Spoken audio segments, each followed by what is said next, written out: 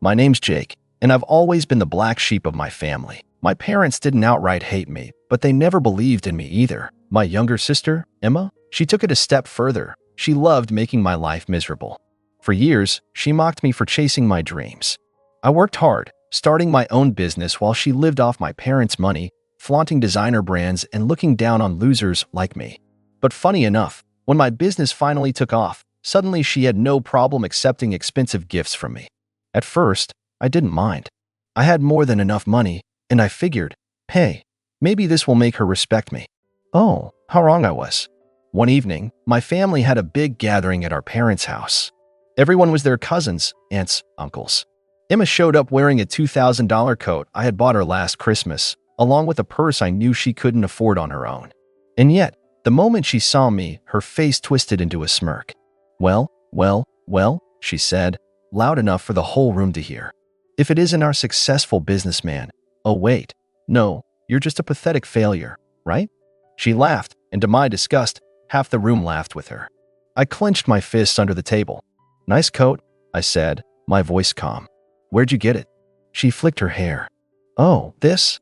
You bought it, didn't you? Guess you're good for something at least. More laughter. My parents just sat there, saying nothing. My uncle snickered. My aunt hid a smile behind her wine glass. It was like they all found it hilarious to watch Emma tear me down. I should have said something. Should have called her out. But I didn't. I just stood up, picked up my keys, and walked out. No yelling, no fighting. Just left. And that was the last time I gave her a single dime. For the next month, I ignored every message from her. No more gifts. No more fancy handbags or spa days. She'd taken my kindness for granted, and I was done. At first, she didn't seem to care. She had other people to leech off of, right? But then, something changed. One night, out of nowhere, I got a call. It was Emma. She was sobbing. Jake, please, I need your help. I almost laughed. Now she wanted my help? After years of treating me like garbage? Why would I help you? I asked, my voice cold. It's Mom and Dad, she choked out. They took all my money. I don't know what to do. I stayed silent for a moment. Then, I leaned back in my chair, a slow smile forming on my lips. Oh, I said, tell me everything.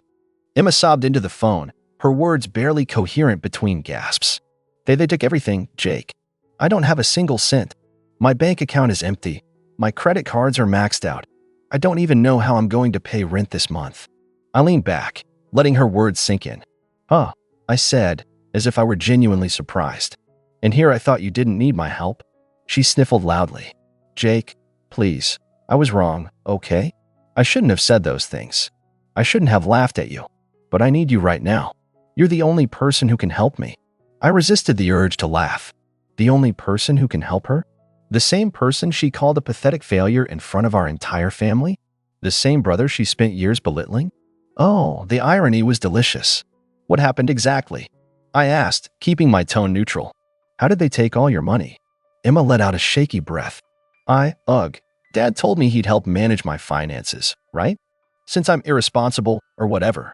So I let him have access to my accounts. I nearly dropped my phone. Wait, you gave him access? Don't say it like that. She snapped, her usual temper flaring for a moment. I trusted him. He said he was just going to help me with investments and make sure I didn't overspend. And at first, everything was fine. But then, I noticed weird withdrawals. Big ones. And whenever I asked, he said, oh, don't worry about it. It's for your future. I almost wanted to feel bad for her. Almost. But then I remembered every insult, every sneer, every time she and our family laughed at me. So what changed? I asked. Emma hesitated. Last week, I went to buy something and my card got declined. I called the bank and they told me my account was completely drained. Not just low, empty. Dad took every last cent. When I confronted him, he just shrugged and said, well, you always said money wasn't a problem, right? I let out a low whistle. Wow, that sucks. Jake, she whined, her voice desperate now. I'm begging you. I don't know what to do. I have rent due in 3 days. I have bills. And they don't care. Mom just told me to figure it out, and Dad told me I should be grateful he even supported me for this long. I took a moment to think. This was the first time in years that Emma had ever been on the receiving end of life's cruelty. And now, suddenly, she expected me to swoop in and fix everything? I could have. Easily. One wire transfer, and all her problems would disappear. But where was she when I needed help? Where was she when I was working 16-hour days, grinding to build my business while she mocked me? Where was she when I was eating ramen for weeks because I couldn't afford groceries? I let the silence stretch. Then I sighed dramatically. Man, Emma, that's a tough situation. I know, she cried. So will you help me? I smiled to myself. Nah. What? Why would I? I asked, my voice calm. You said it yourself. I'm a pathetic failure who will never succeed, right? So how could I possibly help you? Jake, I didn't mean that. That was just, ugh, I was joking. Oh, so it was a joke? I mused. You know, funny thing about jokes. They stop being funny when life decides to turn the tables. She was silent, probably realizing for the first time that she had no leverage here. I continued, my voice light. You spent years treating me like garbage. You took my money, my gifts, my generosity, and then turned around and humiliated me in front of our whole family. You never took me seriously, Emma. And now? You want my help? She let out a choked sob. Jake, please. I don't have anyone else. I sighed, pretending to consider. You know, I'd love to help, but I think you should figure it out on your own. After all, that's what Mom and Dad told you, right? Jake. Oh, and by the way, I added, my voice suddenly sharp, you might want to check your credit score. Something tells me Dad didn't just stop at your savings. The sharp gasp from the other end of the phone told me all I needed to know. I grinned. Good luck, sis. I mean it. And with that, I hung up. Now, all I had to do was wait, because something told me this was far from over. 2 days passed before I heard from Emma again. I expected more desperate calls, maybe even a groveling apology. Instead, I got something far more entertaining, a text from our cousin Lisa. Dude, you won't believe what Emma just did. Curious, I called her immediately. All right, spill. Lisa didn't even say hello. Emma stormed into your parents' house last night. I laughed. She finally confronted them? Oh yeah. Screaming, crying, the full breakdown. She kept demanding her money back, and when your dad just shrugged her off, she lost it. I mean, full on threw a vase at the wall, lost it. I raised an eyebrow. She what? Yeah, Lisa said. She was fuming. Kept shouting about how they ruined her life and how she was basically homeless now. Lisa paused, then added, I don't think she's ever been told no before. I chuckled. Well, there's a first time for everything. And then, Lisa continued, her voice dropping as if she were about to share the best part.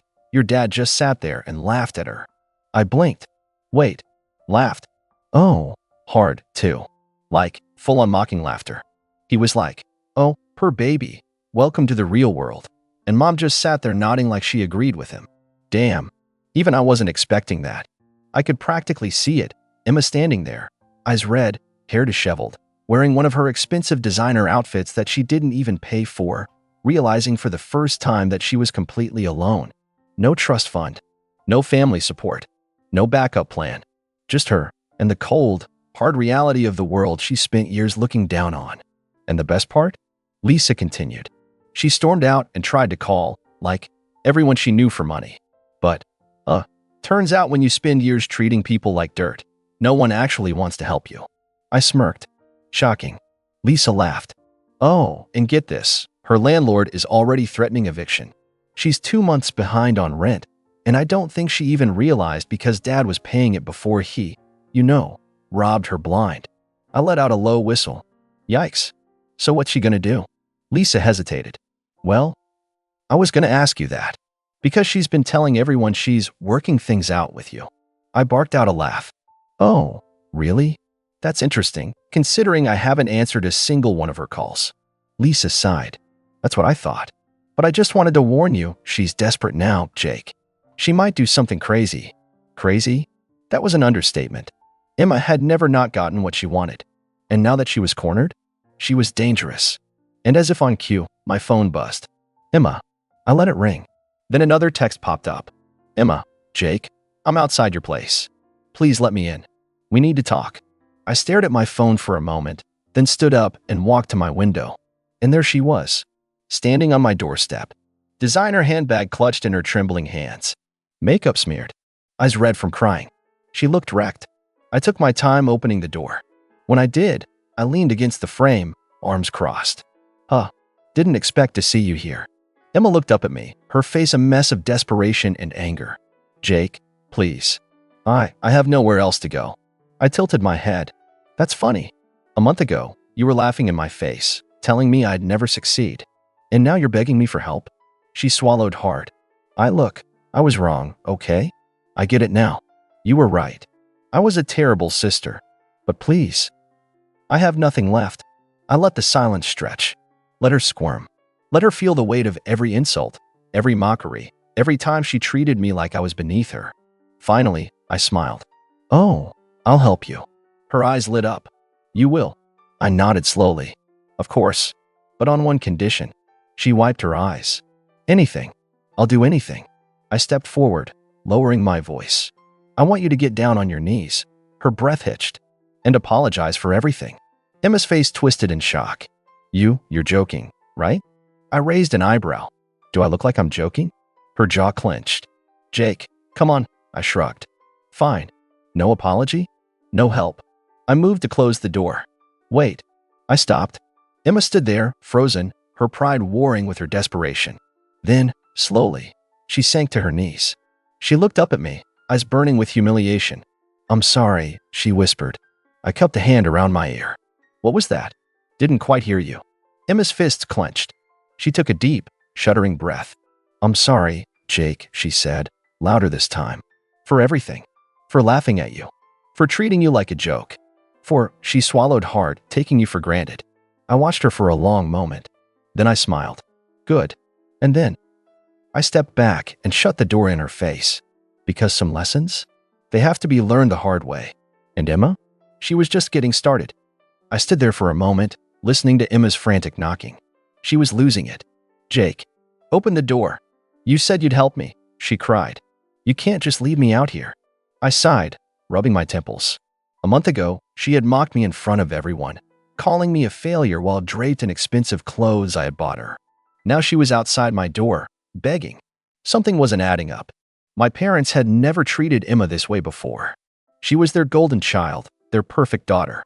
If they had taken her money, there had to be a reason. I pulled out my phone and called my dad. He picked up almost immediately. "Jake," he said, sounding unsurprised. "She's at your place, isn't she?" "Yep," I said, glancing at the peephole. Emma was pacing outside, her arms wrapped around herself. Dad let out a short chuckle. "Didn't take long." I frowned. "What happened? Why'd you take all her money?" Dad sighed like he was being forced to explain something painfully obvious. "Because she was about to waste every last cent of it." I raised an eyebrow. "Waste? She has zero financial sense, Jake," Dad said. "You think she sat down and thought about how to use that money?" "No. She got access to her inheritance and immediately started burning through it. She spent almost 10 grand on some ridiculous luxury handbag and was this close to putting a down payment on a sports car." I stayed silent, processing that. I shouldn't have been surprised. Emma had always been reckless. She never had to think about money because our parents had always covered for her. She was weeks away from going completely broke, Dad continued.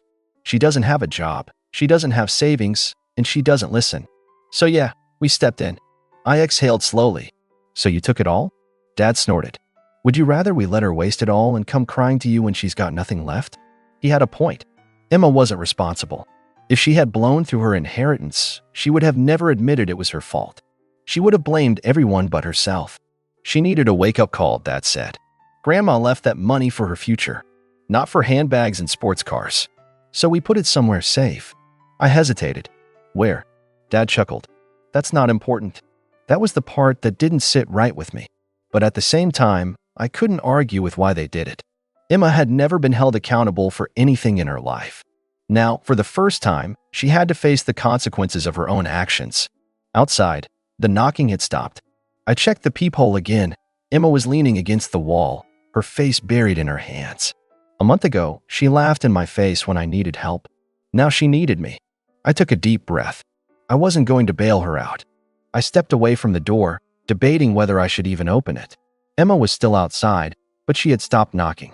Instead, she had slid down against the wall, hugging her knees. Her shoulders were shaking. She was crying. A month ago, she had humiliated me in front of everyone. She wore the expensive clothes I had bought her while she called me a failure. She laughed with my parents while I walked away, alone.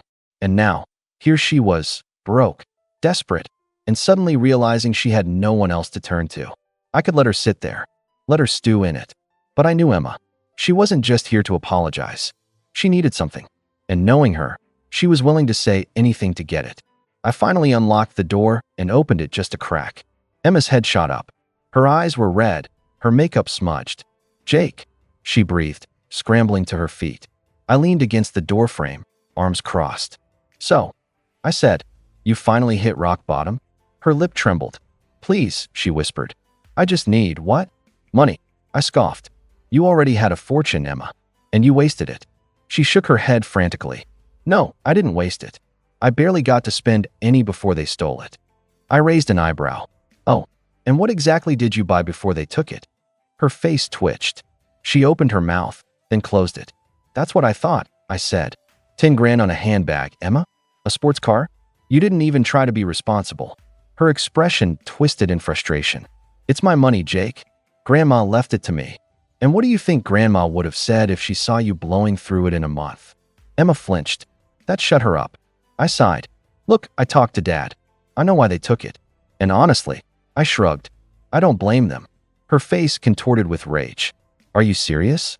You're siding with them?" I didn't say anything. She took a step forward, her voice rising. You hate them. They treated you like garbage. And now, just because it's me suffering, you think they're suddenly right?" I narrowed my eyes. "No, Emma, I think you were wrong. And for once, they actually did something smart." Her face crumbled. She wasn't just mad. She was panicked. "But I don't have anything, Jake. They took everything." "Then maybe you should have planned better," I said coldly. A choked sob escaped her. She shook her head violently, gripping her hair. "I can't believe this," she whispered. "You'd actually let me suffer." "Emma," I said, rubbing my temples. "You're not suffering. You're finally dealing with what the rest of us have to deal with. Responsibility." Her hands balled into fists. "I'll pay you back," she pleaded. "Just help me now, please. I just need enough to—" "No," her face twisted. "I said I'll pay you back." And I said no. Her breathing was erratic now, like she couldn't handle hearing the word no for the first time in her life. "Fine," she snapped. "Then at least let me crash here until I figure things out." I let out a bitter laugh. "You mean the way you let me crash at your place when I needed help?" She paled. She knew exactly what I was talking about. A year ago, when I had lost my job and needed a place to stay, I had turned to her. I had begged her for just a few weeks to get back on my feet. And she had laughed in my face. She had mocked me, told me to figure it out, like everyone else did. I stared at her, watching as the realization sank in. She swallowed. "Jake, that was different." "No, Emma, it wasn't." Silence. Her chest rose and fell rapidly. Then, her face snapped into something different, something ugly. The tears were still there, but now there was something else in her eyes. Fury. "You like this, don't you?" she hissed. "You love seeing me like this. You think you're so much better than me now." I didn't respond. She let out a sharp laugh. "Fine. You want me to beg? Is that it?" She spread her arms. "Go ahead. Gloat. Say I told you so." I tilted my head. "I don't need to." She glared at me, her whole body trembling. Then, without another word, she turned on her heel and stormed down the hallway. I watched her go, my jaw tight. She had come here expecting me to save her, to throw her a lifeline, just like everyone always did. But this time, she was on her own. For a few days, I expected to hear from Emma again. A text, a call or something. Maybe another round of begging, or some half-hearted apology wrapped in manipulation. But nothing came. She had stormed off, and for once in her life, she actually stayed gone. I told myself I didn't care, that I was done with her drama. But then, about a week later, I got a call. Not from Emma, from my parents. "She's in trouble, Jake," my mom said, her voice thick with worry. "She's completely out of money. She maxed out her credit cards, and now she's been evicted." I let out a slow breath. "And?" Mom hesitated. "She's staying at a friend's place, but it's not stable. She's been calling us nonstop, begging us to give her the money back. She even threatened to sue." I couldn't help but laugh. "Sue you? With what lawyer? She can't even afford a sandwich." Dad sighed. "We're not giving it back, Jake. She just wasted again." "Good." Mom hesitated. "Jake, she might come to you again." I scoffed. "She already did." I said no. "Then she might try something desperate." That part made me pause. Desperate how? Dad exhaled sharply. I don't know. Just be careful. I hung up, feeling uneasy. Emma wasn't just broke. She was desperate. And knowing her, that meant she was dangerous. A few nights later, I found out exactly what they meant. It was around midnight when I heard the noise. A faint scratching at my door. At first, I thought I was imagining it, but then bang, a loud thud, like someone was testing the lock. I grabbed my phone and checked my security camera. There she was, Emma, standing outside my apartment door, wearing a hoodie, her face shadowed. My stomach twisted. I turned on the microphone. Emma, what are you doing? She froze. Then she looked up, straight into the camera, and she smiled. That was when I called the cops. I don't know what she was planning to do that night. Maybe she thought she could force her way in. Maybe she was just trying to scare me. But whatever it was, that was the moment I knew I had made the right decision. Emma wasn't just entitled. She wasn't just spoiled. She was vindictive. And when she didn't get what she wanted, she escalated. I haven't seen her since that night. She left before the cops arrived. I don't know where she is now, and honestly, I don't care. Some people only learn when they have to. Maybe this is the lesson she finally needed. Or maybe she'll just find another victim to leech off. Either way, I'm done playing the fool. But what do you guys think? Was I too harsh? Should I have given her some help? Or was I right to finally cut her off? Let me know, because I'm still trying to wrap my head around how my own sister could stoop this low.